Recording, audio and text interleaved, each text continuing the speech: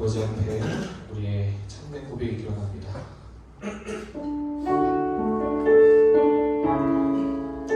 우리 삶의 우선순위 하나님 아버지입니다. 같이 고백하며 나갑시다.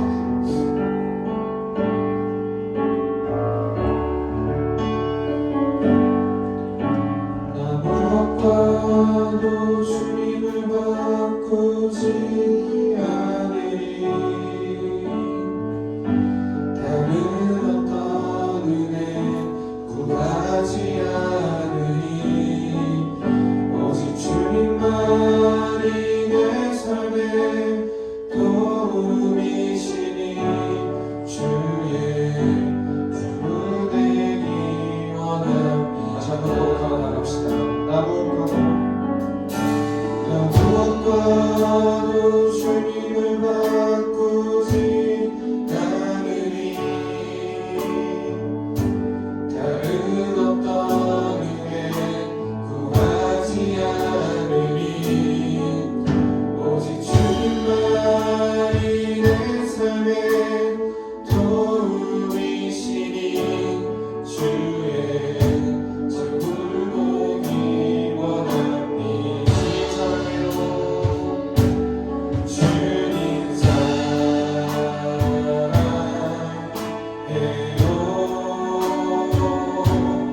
온 마음과 정성 다해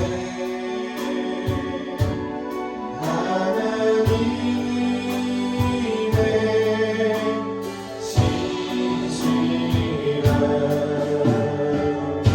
신부 되기 원합니다. 무엇과도 주님을 바꾸지 않으리. 다른 어떤 은혜 구하지 않으리. 오직 주님만이 내 삶의 도움이시니 주의 얼굴 보기. 나 무엇과도 주님 바꾸지 않고 하나님, 나 무엇과도 주님을 바꾸지 않으리. 다른 어떤 은혜 구하지 않으리. 오직 주님만이 내 삶의 도움이시니 주의 얼굴 보기 원합니다.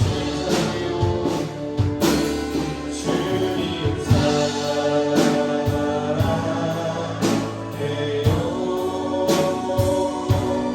온 마음과 정성 다해 하나님의 신실한 신부 되기. 다시 한번 고백하며 나가시다. 주님 사랑해요. 주님 사랑해요.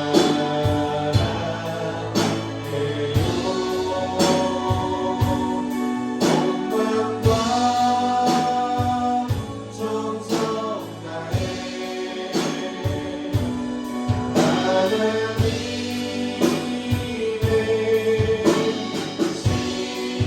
신실한 신부 되기 원합니다. 아멘. 주님 친구 되기 원합니다. 무엇과도 주님을 바꾸지 않겠습니다. 우리 같이 고백할 수 있어서 감사합니다. 계속해서 주님 우리의 마음을 열어주시고 주님 앞에 나아가게 도와주시옵소서. 같이 귀한 고백하길 원합니다.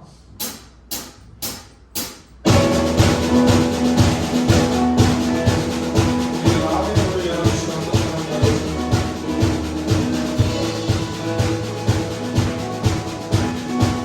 우리의 마음의 문을 열어주소서. 내 마음의 문을 여소서. 내 마음의 문을 열어 주보게 하소서.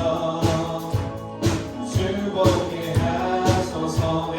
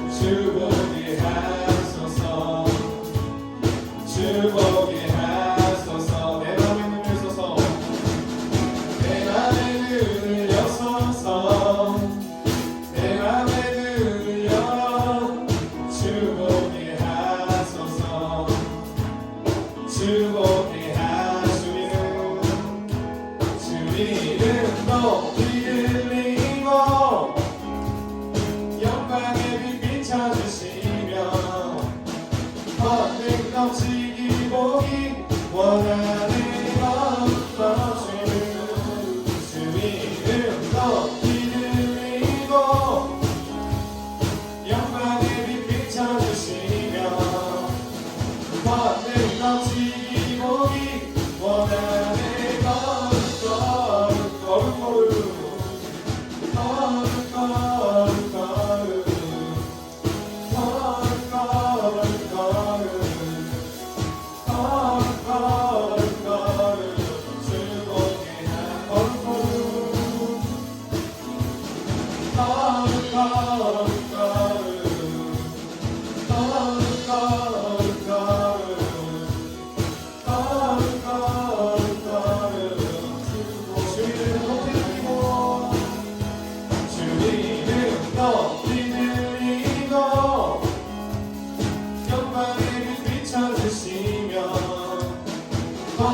넘치기 보기 원하는 것을 높이며 주님을 높이 들리고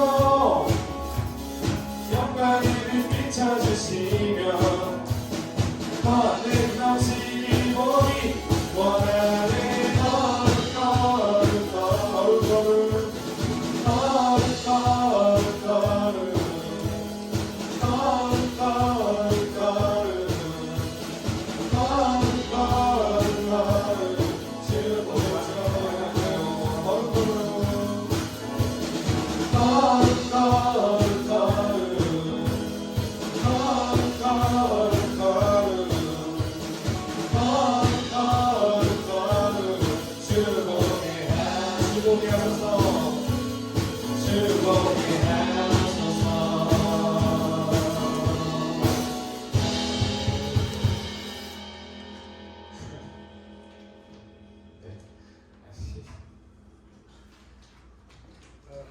네, 아니요. 계속 웃겨가지고 진짜 죄송합니다. 지금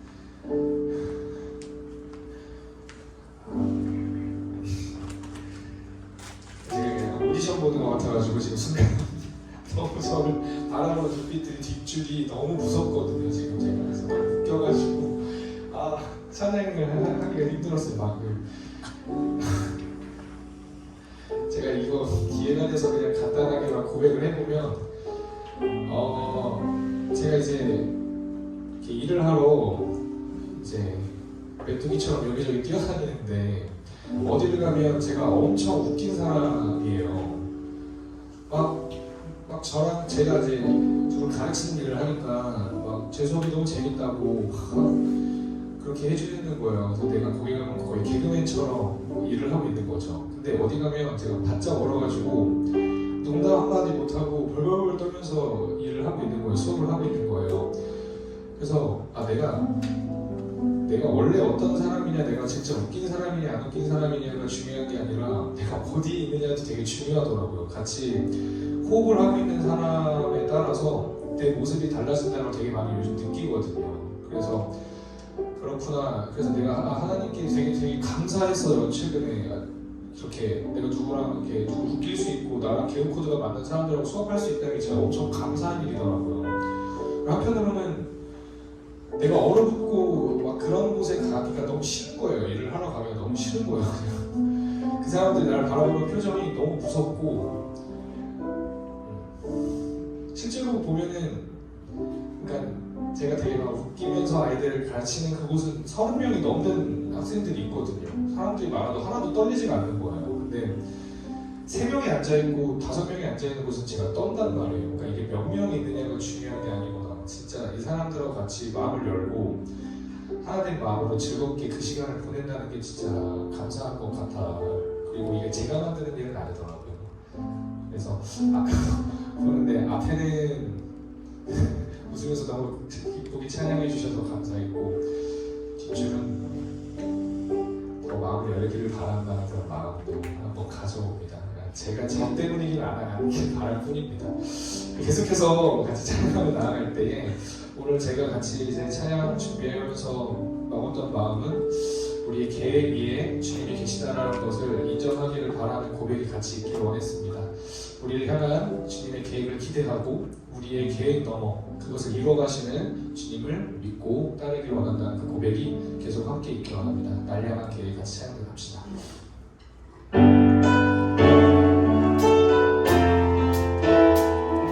우리를 향한 주님의 계획을 믿습니다. 우리 찬양의 주인 되어 주옵소서. 내 앞에 주어진 내 앞에 주어진 매일의 삶을 살다가 보면 그곳에 날 향한 계획 섭리가 있다네. 매 순간 나에게 요구하시는 작은 믿음들 그곳에 날 향한 계획 섭리가 있다네. 지금 여기 계시며 말씀해 주시는 하나님 내 삶에 역사하시는 진실한 나의 하나님을 찬양해. 다시 한번 나갑시다. 내 앞에 주어진 내 앞에 주어진 내일의 삶을 살다가 보면 그곳에 날 향한 계획 섭리가 있다네. 매 순간 나에게 요구하시는 작은 믿음들 그곳에 날 향한 계획 섭리가 있다네. 지금 여기 계시며 말씀해 주시는 하나님 내 삶에 역사하시는 진실한 나의 하나님을 지금 여기 계시며 말씀해 주시는 하나님 내 삶에 역사하시는 진실한 나의 하나님을 변함이 없는 영원한 그 사랑 어두운 내 삶의 빛으로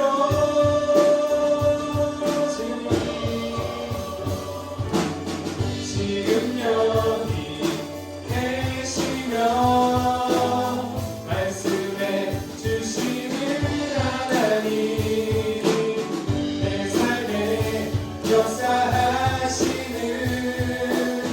진실한 나의 하나님을 지금 여기 계시며 말씀해 주시는 하나님 내 삶에 역사하시는 진실한 나의 하나님을 진실한 나의 하나 진실한 나의 하나님을 찬양해.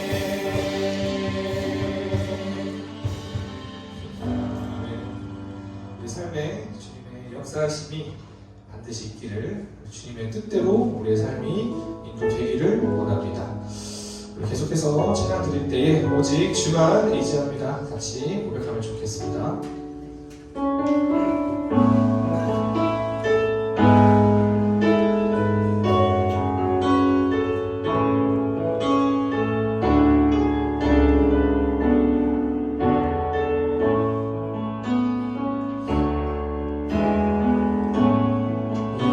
의지했던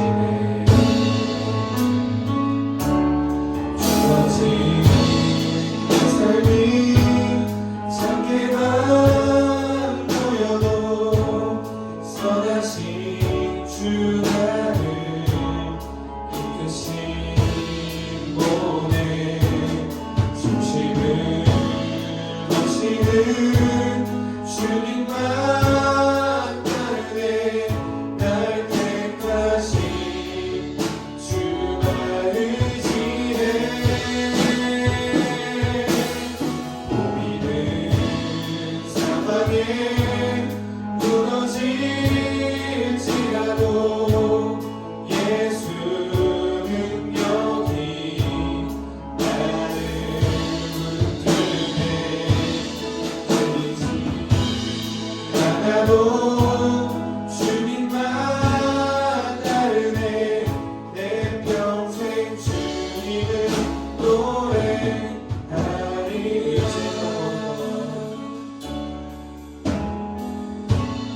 보이지 않던 모든 것 변해가고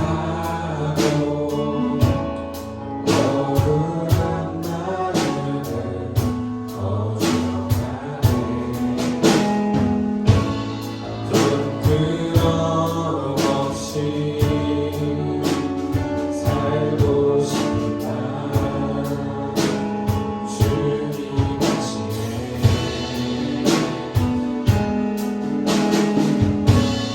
모든 일을 손으로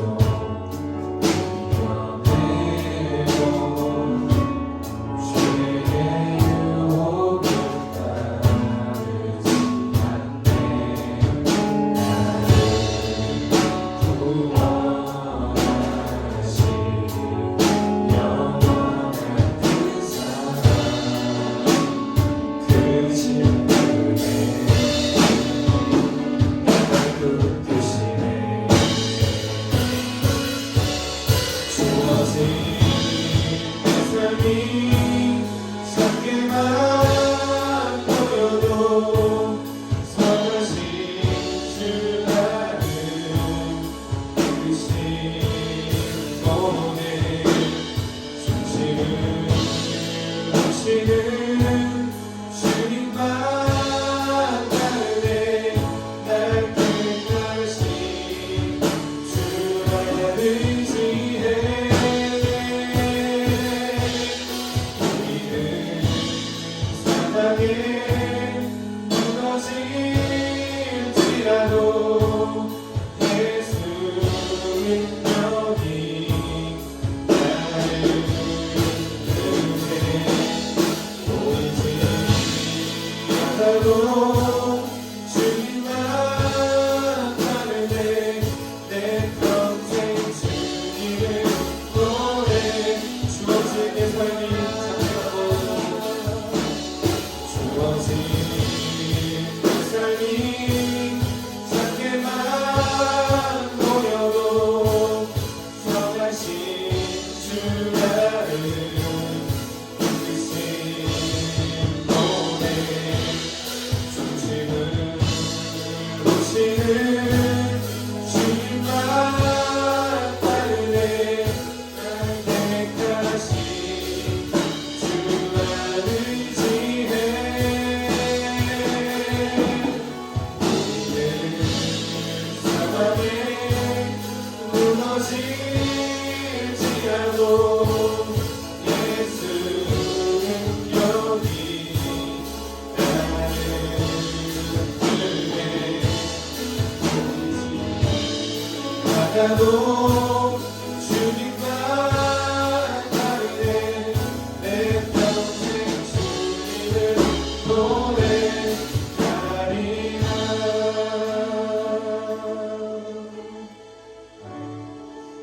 우리가 보이는 상황에 무너지지 말고 보이지 않는 주님을 바라보며 나아가는 청년부가 되기를 원합니다. 마지막으로 찬양할 때에 하나님 우리의 인도자 되어 주시옵소서 우리 삶의 주인 되어 주시고 우리를 이끌어 주시옵소서 강한 마음을 가지고 같이 고백하며 나아가기 원합니다.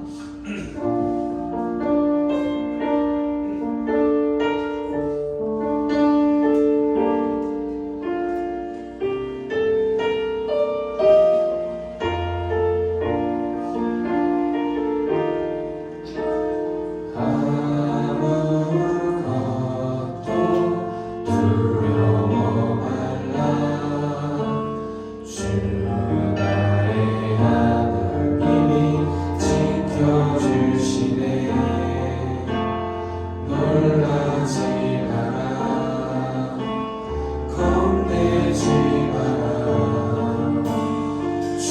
주님 나를 지켜주시네. 아무것도 두려워하지 말라.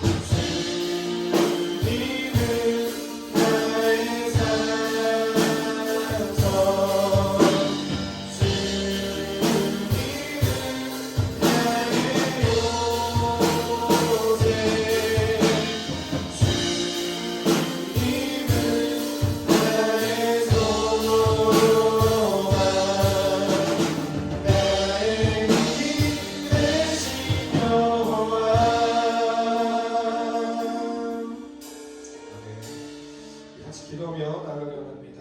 주님, 우리가 두려워하지 않기 원합니다. 주님 안에 자신감 있게 계획을 세우고 주님과 함께 이뤄낼 수 있을 줄 믿고, 또한 그 이뤄낸 속에서 주님과 더욱더 가까워지며 이뤄낸 후에도 주님을 높일 수 있는, 오직 주님만이 내 성취의 앞길을, 오직 주님께서 모든 것을 이루어졌다 고백할 수 있기를 원한다고, 우리 모든 우리의 계획 위에 주님이 있게 해달라고 같이 기도하며 나아갑니다. 기도하겠습니다. 주님, 기도드리겠습니다. 하나님 아버지, 감사합니다. 이렇게 화창하고 맑은 날씨에 예배드릴 수 있음에 정말 감사합니다. 세상으로 발걸음을 향하지 않게 하시고 하나님의 품으로 오게 하시니 정말 감사합니다. 지난 일주일 동안 주님께서 저희를 지켜주시고 인도하여 주셔서 이렇게 몸 건강히 말씀을 듣게 하시니 감사합니다. 하지만 항상 저희는 하나님의 감사함을 잊고 삽니다. 저희가 좀 더 감사함을 가지고 살 수 있도록 도와주시옵소서. 이제 4월을 향해 달려가고 있습니다. 3월에 새 학기가 시작되는 시기였고 새로 만나는 친구들이 있었습니다. 새로 만나는 친구들에게 복을 주시옵시고 좋은 인연으로 이어갈 수 있도록 도와주시옵소서. 그리고 더욱 더 좋은 인연으로 만들어 하나님과 함께하는 자들이 될 수 있도록 도와주시옵소서. 날씨가 오락가락하다 보니 몸이 아픈 친구들이 많습니다. 병균들로부터 하나님 아버지께서 지켜주시고 주일에 찬양과 말씀을 들을 수 있도록 하여 주시옵소서. 예수님 이름으로 기도드립니다. 아멘. 할렐루야. 예, 아멘. 예. 우리가 축 처지지 말고 집중해서 말씀 듣고 예배 드리면서 이어가도록 합시다. 오늘 우리에게 주신 하나님 말씀 여호수아 1장 7절 8절 말씀입니다. 여호수아서 1장 7절 8절 말씀. 예. 자, 우리 함께 하나님 말씀 읽도록 할게요. 시작.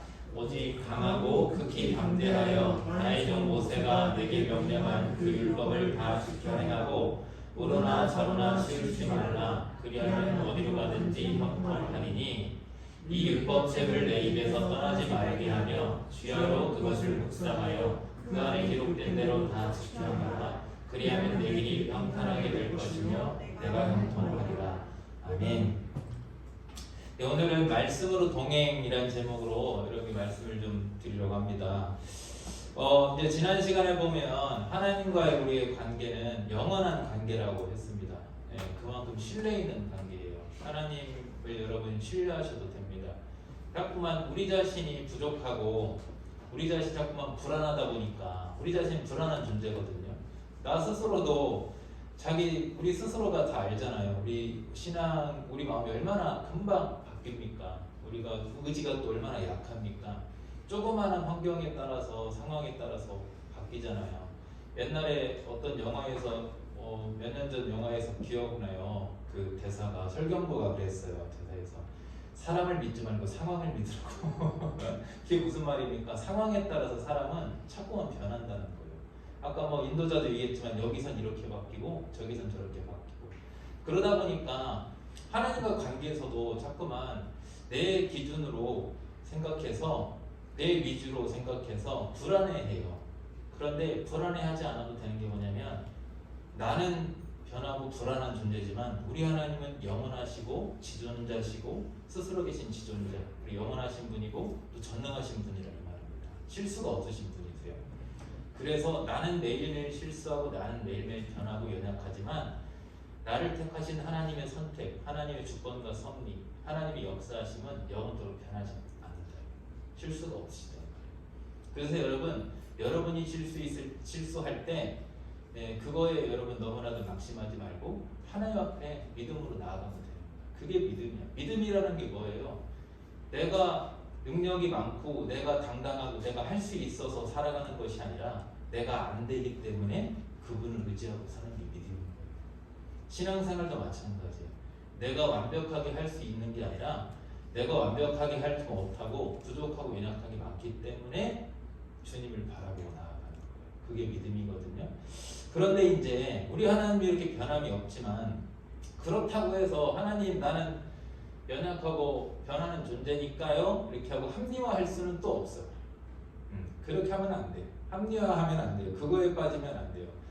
이제 하나님과의 관계를 계속해서 우리가 지켜가도록 노력을 해야 되고 또 안전장치가 좀 필요한 거야. 하나님께서 그래서 우리가 하나님과 관계를 지켜가기 위해 자꾸만 변하고 연약한 우리가 그 관계를 최대한 지켜가기 위해서 필요한 게 뭐냐? 바로 저 말씀이라는 거예요. 말씀으로서 하나님은 우리랑 동행하신다는 거지. 자 이제 오늘 여호수아서 말씀 보면 모세와 마찬가지로 지금 내 말 잘 들려요? 마스크 써서. 내가 아직 조금씩 기침을 하니까 여러분들 피해줄까봐 이거 좀 썼어요. 이해해줘요.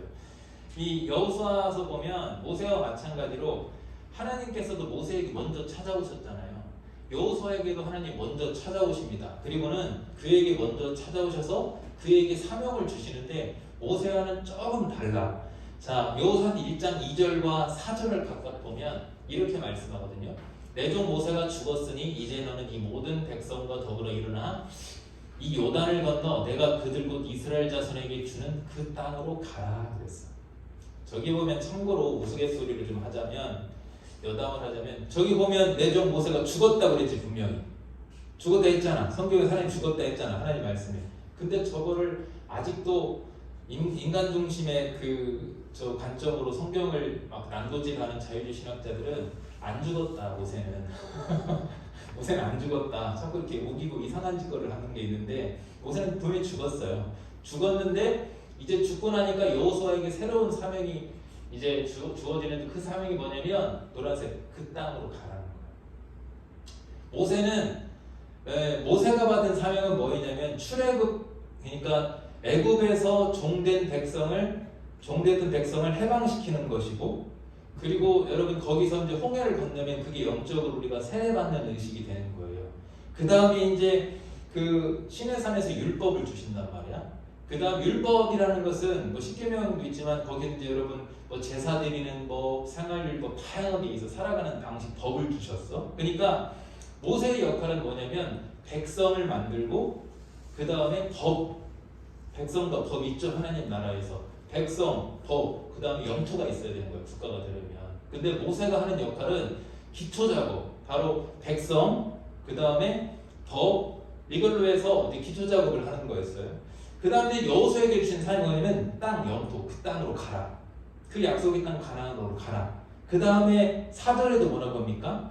곧 광야와 이 레바논 땅에서부터 큰 곳, 강 곳, 유프라데 강까지 해쪽 속에 온 땅과 또 해지는 쪽 대해까지 너희 영토가 되리라 그랬어요. 이제 영토에 대한 개념, 확장의 개념, 차지하는 개념, 이게 바로 이제 여호수아의 사명이었어요. 근데 이제 여기에 여러분이 그 여호수아서를 볼 때 꼭 놓치지 말아야 되는 게 있어요. 이걸 놓치게 되면 이제 오해, 하나님은 전쟁의 신인가? 왜 그 땅 가나안 토착민들을 밀어내버리지? 그 잘못된 거 아닌가? 이렇게 되는데 당시 가나안 땅은 그 인간 중심의 사고고 하나님 중심으로 보면 당시 가나안 땅은 하나님을 철저히 배척하고 대적하는 땅이었고 그 다음에 음란했고 그리고 또 굉장히 포악했고 그리고 한 예로 그들이 섬길 때 우상을 섬길 때 하는 행동 정말 하지 말아야 될 것 중에 하나가 인신제사가 있었어요. 사람을 동행하는 거. 그 다음에 또 하나가 그 종교 행위로 막 난잡한 집단 성행위 막 이런 것들이 있었어. 그리고 뭐 친족이다, 뭐 수간이라고 동물 이런 것들 말도 안 되는 더러운 짓들 또 동성애 이런 것들이 거기 가득했기 때문에 하나님 보실 때 그 땅은 뭐 여러분 애기들 애기들 악한 거 모르지? 애기들도 악한 애들 되게 약해. 그러니까 어른이고 아이고 하나님 볼 때 그 땅 자체에 있는 모든 것들이 가축까지 모든 것들이 그래서 하나님께서 뭐라고 그래 사울왕이 이제 아말렉이랑 전쟁할 때 싹 다 진멸하라고 하잖아. 짐승 하나까지 전부. 그게 어떤 의미냐? 그 생명을 진멸하는 의미가 아니라 하나님 의미는 죄를 다 진멸하는 의미야. 작은 죄 하나까지도 싹 다 몰아내라. 이스라엘 백성을 통해서 하나님 하실 일은 뭐냐면 하나님 나라의 확장, 즉 가나안 땅이라는 죄의 세력, 사단에 속한 세력을 하나님의 백성을 통해서 말하자면 거기를 정화해가지고 죄를 몰아내고 그 땅을 하나님의 나라로 만들어가는 게 바로 하나님께서 가지신 그런 비전이었거든요. 지금 그래서 여호수아의 사명이 뭐냐면 이제 그 두 번째 단계로 첫 번째 단계 모세에게는 하나님께서 이제 백성을 그 다음에 이제 이 말하자면 애굽에서 450년간 백성을 이렇게 숫자를 늘렸잖아. 거기서 근데 이제 문제는 애굽에 종돼 있었잖아. 거기서 이제 해방시켜가지고 그 해방시킨 백성에게 법을 줬잖아. 살아가는 방법, 하나님 백성답게 살아가는 방법, 예배드리는 법, 생활법 이런 걸 다 주셨단 말이에요. 그러고 나서 이제 이들이 그것을 가지고 무엇을 가지고 하나님의 백성다움을 가지고 말하자면 예배드리는 거 거룩한 말씀대로 살아가는 삶의 방식 그것을 가지고 가나안 땅에 가지고 거룩한 백성다움으로 죄를 몰아내는 거예요. 이게 핵심이야. 왜 이게 핵심이냐? 당시 여호수아가 가나안 땅에서 전쟁을 할 때 상대가 됐을 것 같아요. 이게 되게 오해하는데 이스라엘 백성들이 여호수아랑 전쟁에서 거기서 몰아냈다고 하니까 이스라엘 백성들이 여호수아랑 싸움 기술이 아니 상대도 안 됐어. 그들은 전쟁술로 해서 무기와 전쟁술로 해서 인원 뭐 군사력으로 해가지고 가나안 땅을 몰아낸 게 아니었어요. 조금 이따 얘기하겠지만 딱 하나야. 하나님의 말씀하신 대로 순종함으로 약속의 땅을 그들이 가나안을 점령했던 거예요. 이게 영적인 해석이고 지금도 동일해요. 하나님께서 우리에게 원하는 것은. 그 당시에 가나안 땅 어떤 땅에서 죄의 세력을 상징했고, 근데 그 죄의 세력은 항상 하나님의 백성에 비해서 너무 강력해. 애굽도 강력했지만 가나안 땅도 어떻게 강력했냐? 당시 철기 문명. 우리나라도 옛날에 드라마 중에 아주 오래된 드라마 중에 고주몽이라고 이런 드라마가 있어요. 대조영 이런 드라마 보면 거기에서 이 국가와 전쟁을 하는데 중요한 고주몽 거기서 중요한 그 대사가 있어. 강철검을 만들어야 되는데 이게 타고 그 강철검 그 배우 누구지? 그 누구 아저씨 있잖아. 네, 그 강철검. 그 강철검이 왜 중요하냐면 당시 청동기 문화에서 강철 문화를 딱 됐을 때 이 청동검하고 강철검하고 부딪히면 상대가 안 돼. 근데 당시 지금 가나안 들어가기 이전에 이스라엘 백성들은 어떤 걸 갖고 있었냐? 청동 무기도 안 갖고 있었어. 광야에서 뭘 갖고 있겠어? 광야에서. 이들은 애굽에서 했던 거라고는 종살이밖에 없었고, 또 광야에서 40년간 이들이 처음에 원래 들어갔었잖아, 가나안 땅. 근데 여러분 무서워서 우리를 마치 메뚜기 같다 그래가지고 그것 때문에 하나님 앞에 확 대적하고 모세를 돌로 쳐서 죽이려고 하니까 하나님께서 그 벌로 40년간 광야에서 훈련했잖아요. 하나님과 함께하는 훈련을 했단 말이에요. 그러고 나서 40년 뒤에 다시 이제 가나안 땅으로 딱 들어가는데, 여호수아라는 게 들어가야 되는데 그들이 갖고 있는 게 뭐겠어? 무기였을까? 광야에서 무슨 무기가 있었겠어? 뭘 갖고 있었겠어? 뭐 싸움 기술이 있었을까? 전쟁술을 가지고 있었을까? 아니, 전쟁 한번 해보지도 못했어. 그냥 그들은 광야에서 하나님께서 만나 내일 좀 먹고 메추라기 먹고 샘물 내며 먹고 하나님 옮기라고 하면 옮기고 멈추라고 멈추고 그거밖에 한 게 없어. 근데 그에 비해서 가나안 땅 사람들 철기문명을 갖고 있었지. 큰 성과, 당시 여리고 성만 하나만 보더라도 성을 어떻게 지었냐면 7단계인가 이렇게 지었다고 했거든. 하나, 그 다음에 또 하나, 그 다음에 성이 이렇게 7단계야. 하나만 산 위에, 그러니까 평지가 아니라 산 위에 성이 하나가 있는 게 아니라 겹겹이 이렇게 딱딱딱 성이 들어가 있고, 요새야 여기 하나 들어가면 그 성곽에서 그냥 쏘면 다 그냥 죽게 돼 있는 그런 구조예요. 그런 강력한 성곽. 그리고 전쟁술도 얼마나 뛰어났는지. 왜? 이들은 전쟁에 능한 자들이었어. 안악자손의 후예라고 그러잖아. 고대 말하자면 거인의 후손이라는 그런 전설이 있듯이 등치가 엄청 큰 거지, 말하자면. 우리나라 고대 문헌에도 보면 서양인들을 보고, 그 서양인들이 크잖아요. 우리나라 보고 괴물이라고 그러면서 막 그랬다고 그러더라고. 근데 그렇게 막 말도 안 되는 기골이 장대하고 탁월한 전쟁술을 갖고 있고 탁월한 성곽과 탁월한 무기. 이게 바로 말하자면 하나님의 백성이 맞서서 싸워야 되는 죄의 세력이었다. 여호수아가 감당하기에는 말도 안 되는 짐이지. 자, 우리로 적용해 볼까요? 신앙생활을 할 때요, 여러분, 때로는 하나님께서 난 여러분에게 최대한 청년분들에게 어떤 교회 신앙생활을 하는데 과한 어떤 부담을 주지 않으려고 많이 배려를 하는 편입니다, 사실은. 그런데 때로는 아무리 내가 배려를 해도 때로는 하나님께서 과하게 나에게 과도하게 어떤 헌신을 요구하실 때가 있어. 일도 그렇고 가정도 그렇고 교회도 그렇고 여러 가지 상황들이 몰아칠 때가 있다고. 힘들게 과도하게. 나도 막 그럴 때가 있어. 근데 여러분 그때 하나님이 바라시는 건 뭐냐? 여러분 잘 기억해야 돼. 뭐가 과도하게 막 신앙생활 몰아쳐 오잖아. 그럼 하나님이 나를 싫어하신 게 아니라 반대로 생각해야 돼. 반대로.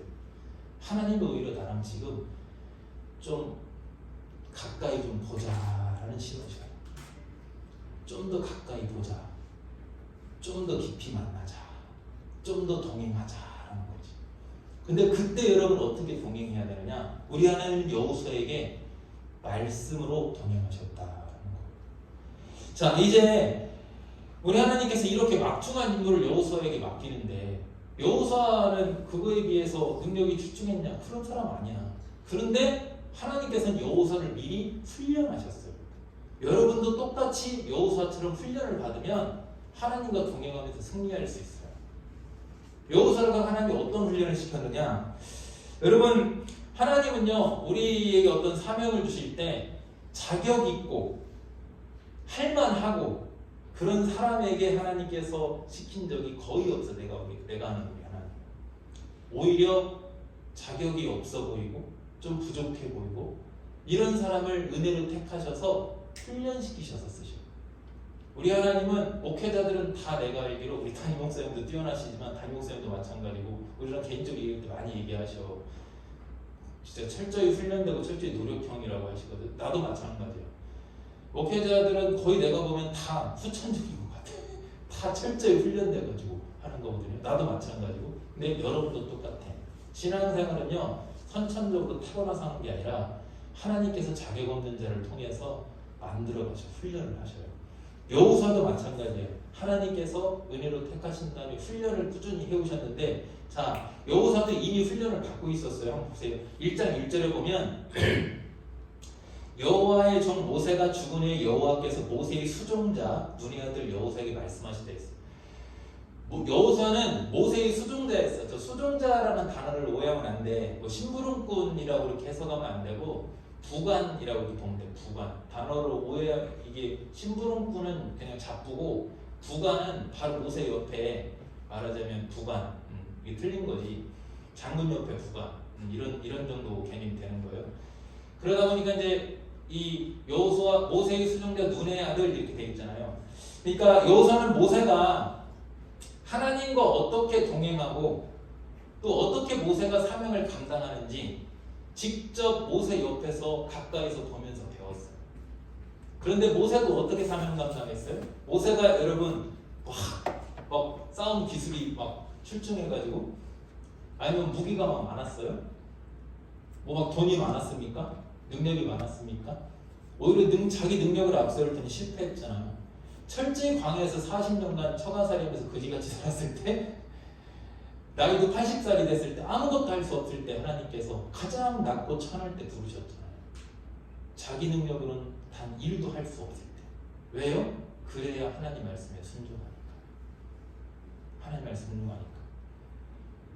여호수아는요 모세가 하나님과 어떻게 동행하는지 철저히 옆에서 보고 배웠어. 그 보고 배우면서 훈련받은 게 뭐예요? 딱 하나, 하나님 말씀대로 순종해야 된다. 그러면 하나님이 나랑 동행하고 하나님이 역사하신다는 거지.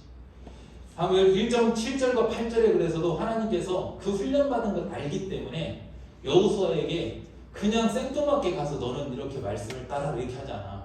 이미 충분히 여호수아가 모세를 통해서 보고 배웠기 때문에 그것 근거도 이따가 알려줄게.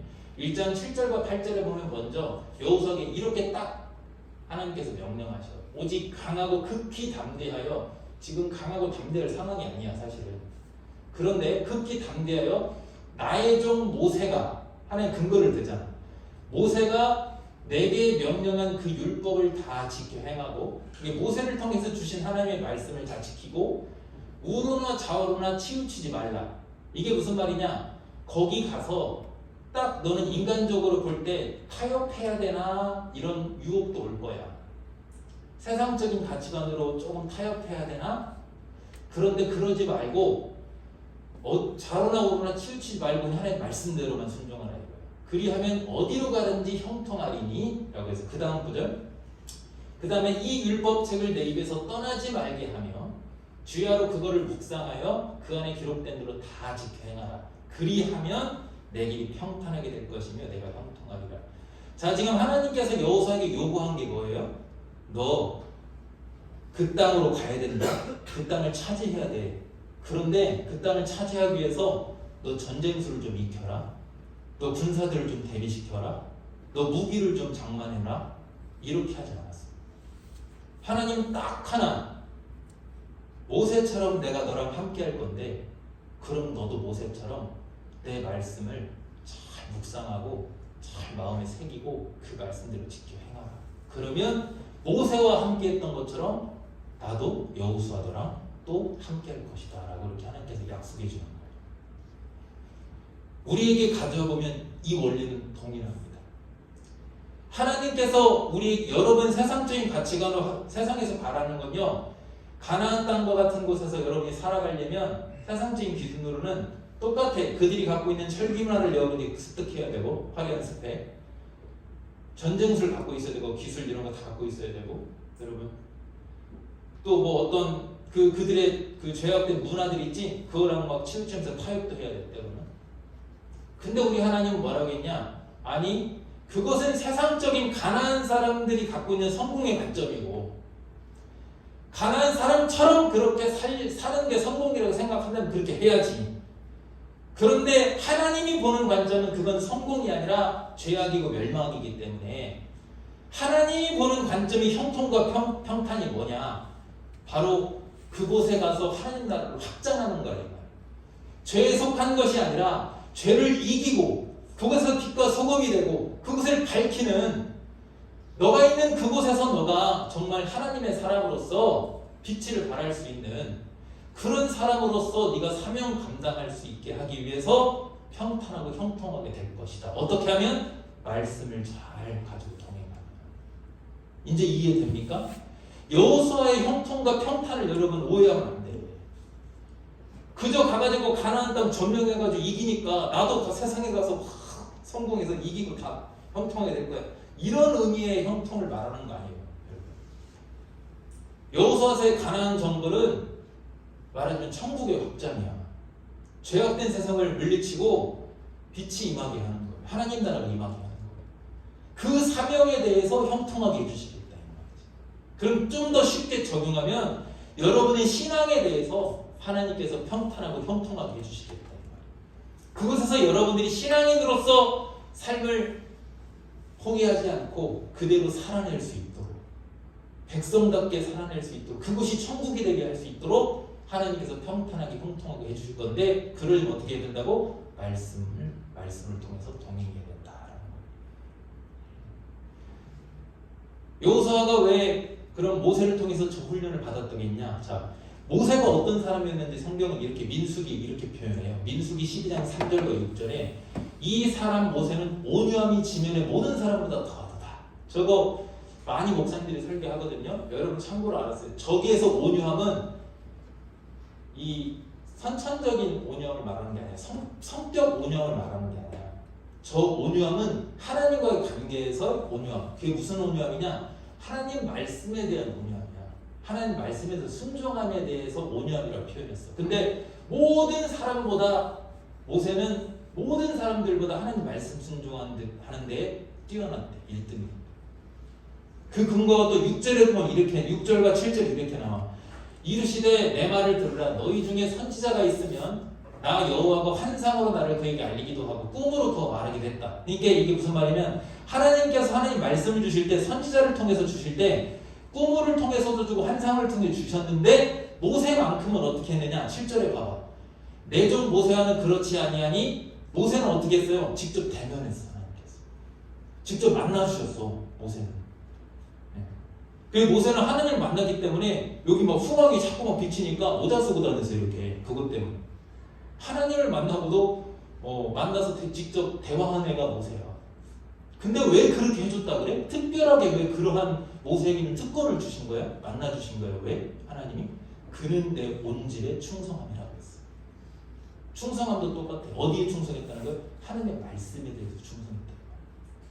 하나님이 이쪽으로 가라면 이쪽으로 가고 저쪽 가라면 저쪽으로 가고 하지 말라고 하면 안 하고 가서 죽이라면 죽이고 살리라면 살리고 이게 모세였어.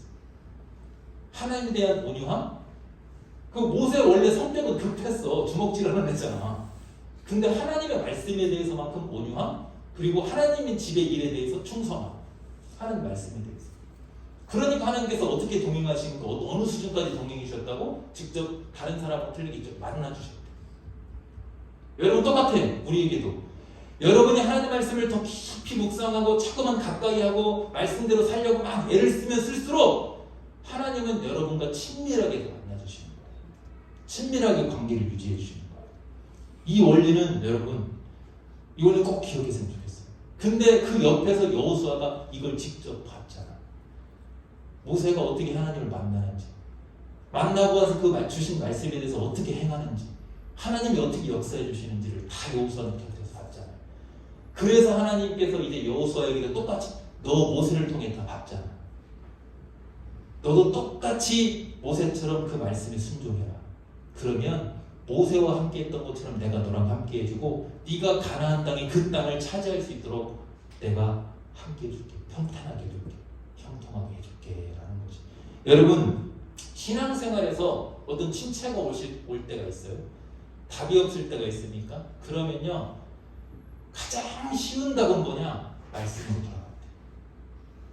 뭔가가 조금 잘 안 풀리고 어려움이 있고 신앙생활하는데 교회 다니기 싫고 막 봉사하기 싫고 막 어려워 힘들어 지쳐 그러면 성경을 딱 펴.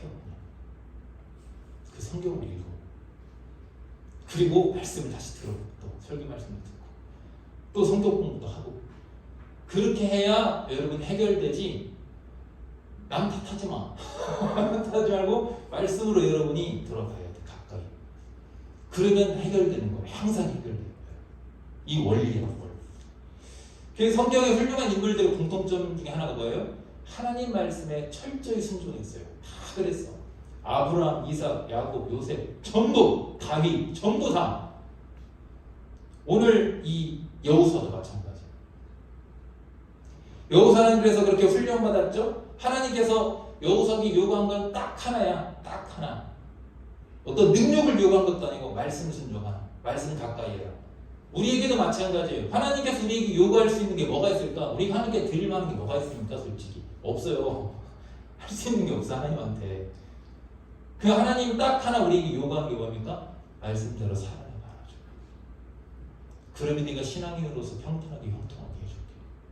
문제없이 해줄게 라는 거지. 그럼 왜 이렇게 하나님께서 말씀을 강조할까? 7절 말씀에 딱 보면 이렇게 되어 있어요. 좌로나 우로나 치우치지 말라. 당시 가나안 땅 아까 제가 처음 얘기했지만 죄에 대한 유혹거리들이 엄청 많았습니다. 사람은 본질적으로 죄와 가깝기 때문에 죄에 대해서는 빠르게 동질화돼 버립니다. 동화돼 버려요. 여러분 그래요, 여러분. 당시에 가나안 그 죄악된 문화에 가나안의 그 문화에 이스라엘 백성들이 빠르게 동화될 걸 알기 때문에 말하자면 말씀을 가까이 하고 강조하는 거예요. 왜 삶의 기준이 되고 신앙생의 기준이 돼야 되니까 잡아주는 역할을 해주는 거지. 그래서 말씀을 통해서 치우치지 않는 게 굉장히 중요한 거죠. 이 시대도 똑같아요, 여러분. 말씀을 여러분이 계속 지속적으로 더욱더 지금 말씀을 가까이 되는 이유가 뭐냐면 자꾸만 사회 정의가 무너지고 있고 어제는 정의였던 것이 오늘은 정의가 아니기도 하고 어제는 또 정의가 아닌 것이 오늘은 정의이기도 하고 이상하게 막 바뀌어버려요. 뭐가 옳은지도 모르고 막 분별도 안 하고 지 말이 다 옳대. 그런 시대잖아. 이런 때에 여러분이 말씀으로 돌아가서 삶의 기준을 말씀으로 딱 잡아야 된다는 거지. 이 말은 로마서 우리가 잘 아는 말씀 이렇게 말씀하는데 12장 2절에 너희는 이 세대를 본받지 말고 오직 마음을 새롭게 함으로. 여러분 그리스도인들은 항상 그 세대를 본받으면 안 돼요. 악한 그 세대를 본받지 말고 마음을 새롭게 하며 변화를 받아. 어떻게 새롭게 하고 변화받아요? 말씀을 통해서. 그리고 하나님의 선하고 기뻐하시는 온전한 뜻을 분별해야 되는데 어떻게 분별합니까? 말씀을 통해서 분별하는 거예요. 말씀을 통해서.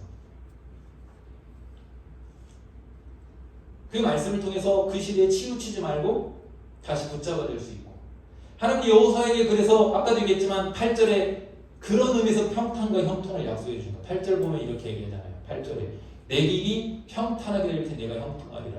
아까 미리 설명했죠. 저기의 평탄과 형통은 우리가 생각하는 세상적인 어떤 성공, 형통만을 말하는 것이 아니라 당시 여호수아에게 주어진 사명은 단순히 땅의 점령이 아니라 천국의 확장이었다. 여러분도 여러분의 이제 교회에서뿐 아니라 가정과 일터 어디서든지 학교에서든지 여러분이 그리스도인으로서 평탄하고 형통하게 여러분 살아갈 수 있게 되려면 말씀이다 이 말이에요. 말씀. 선한 영향을 끼치면서 그렇게 축복의 사람으로서 여러분 당당하게 그렇게 영광 돌리면서 살아갈 수가 있어요. 반대로 말씀을 멀리하고 소홀히 하면 어떻게 될까? 9절과 반대로 생각하면 돼. 내가 내게 명령한 것이 아니라 강한 거 담대할 수가 없어. 말씀을 따르면 두려워할 수밖에 없어. 놀랄 수밖에 없어. 어디로 가든지 하나님과 약간 멀어지는 삶을 살 수밖에 없어. 말씀과. 이게 저 9절을 거꾸로 생각하면 딱 맞아요. 지금 그럼 한번 점검해봐. 강하고 담대하십니까? 눌려 있습니까? 두려워하고 계십니까? 하나님과의 관계가 약간 소홀해져 있습니까? 그렇다면 핵심 열쇠 키는 뭐냐? 말씀이냐 말이에요. 말씀. 여러분, 하나님은 전능하시고 영원하십니다. 지난주 배웠죠? 모세를 통해서. 영원하시고 전능하신 하나님께서 나와 함께 하신다면 어떨까요? 이스라엘 백성들은요, 여호수아 때까지는 잘했어요. 근데 여호수아 이후에가 이제 여호수아 이후가 성경에 뭐 나옵니까? 사사시대잖아요. 사사시대는 종교 암흑시대였어. 근데 왜 종교 암흑시대가 왔어요? 사사시대 맨 끝에 그거에 대한 사사시대를 평가하는 이유가 나와요. 왜 이렇게 됐는가? 왜 종교 암흑시대가 됐는가? 그들이 자기 소견에 오를 대로 행했다 그래요. 그게 무슨 말이냐? 하나님 말씀을 떠나서 자기 마음대로 행했다 이 말이에요. 자기 살고 싶은 대로. 그래서 사사시대라는 종교 암흑시대가 와버렸어요. 종교 암흑시대가 어떤 암흑시대인지 아십니까? 죄를 범해요. 가난한 사람들과 똑같이 동질화되어요. 자롱락으로 치우쳐요. 그럼 하나님께서 참다가 벌을 내려요. 그럼 그 벌 때문에 고난받아가지고 막 멍멍 울면서 하나님께 부르짖어요. 그럼 하나님께서 특별한 뭐 기도원이나 이런 사사를 통해서 구원해줘요. 그러니까 잠깐 하나님 믿는 것 같다가 또 망가져요. 왜요? 말씀이 없으니까. 기준점이 흐려져 버리니까. 자꾸만 그거의 반복이어서 그 사이클의 반복이 사사시대. 그리고 이스라엘 전체 역사고요. 우리의 모습이기도 해요. 그럼 반대로 우리가 말씀을 가까이 하면 하나님 우리를 함께 하시는데 전능하시고 영원하시고 신실하신 그 하나님이 나와 함께 한다면 뭐가 우리가 부족할 게 있을까요? 6절과 10절과 11절에 보면요. 이렇게 말씀, 이 단어가 나옵니다. 차지하게 하리라 했어요. 차지하게 하리라. 강하고 담대해. 어떻게 하면? 말씀을 가까이 하고 묵상하고 말씀대로 행하면 차지할 것이래. 10절에 이에 여호수아 그 백성 관리에게 명하여 이르되 11절에 똑같아요. 차지하게 하여 들어갈 것이니라 했어요. 차지한다는 단어 여러분 어떤 단어인지 아세요? 차지한다는 건요. 힘을 들여서 차지한다는 단어가 아니에요. 저 차지한다는 것은요. 여러분 지금 앞에 커피 있는데 그 힘들어서 먹니? 그냥 먹잖아. 엄마가 집에서 밥 해줄 때 어떻게 먹습니까? 우리는 차지할 때 애가 밥 먹으라 하면 어떻게 먹습니까? 엄마 거기까지 밥 먹기 하기가 너무 힘듭니다. 이렇게 안 하잖아요. 그냥 가서 먹으면 되잖아. 그런 의미의 단어가 차지하기야. 하나님이 함께 하신다면요. 여러분 앞에 펼쳐진 세상, 여러분의 미래, 여러분을 통해서 감당하게 하실 그 사명들이 어려운 것이 아니라 그냥 차지하면 되게끔 하나님께서 열어주신다 이 말입니다. 어떻게 하면요? 말씀을 통해 하나님과 동행하면. 여러분, 하나님과 함께하기 위해서는요. 말씀을 빼놓을 수는 없습니다. 일주일 동안 여러분 말씀 생활을 어떻게 하십니까? 얼마나 읽으세요? 얼마나 듣습니까? 얼마나 또 묵상해서 그거를 내 삶에 자꾸만 곱씹어 보십니까? 또 말씀을 위해서 얼마나 여러분이 열정이 있어서 성경 공부를 막 하고 싶어 하십니까? 딱 주일날 한 번 말씀 듣고 끝나는 분들도 있지 않습니까? 여러분을 말씀으로 좀 저는 초대하고 싶습니다. 매일매일 정해서 분량을 정해서 꼭 읽어보시고 그 읽은 말씀을 묵상하고 또 그거보다도 더 나아가 자꾸만 설교도 더 듣고 또 자꾸만 욕심을 내서 성경 공부도 좀 자꾸 하려고 하고 그렇게 해보십시오. 그러면 여러분 삶이 내가 약속하는데 지금과는 말도 안 되게 변할 줄 믿습니다. 완전히 변할 겁니다. 형통하고 평탄하게 될 겁니다. 바르게는 그렇게 그래서 말씀을 통해 여러분의 펼쳐진 미래 앞에 여러분이 차지해야 될 그 복들을 능히 다 차지할 수 있기를 주님으로 축복합니다. 찬양하겠습니다.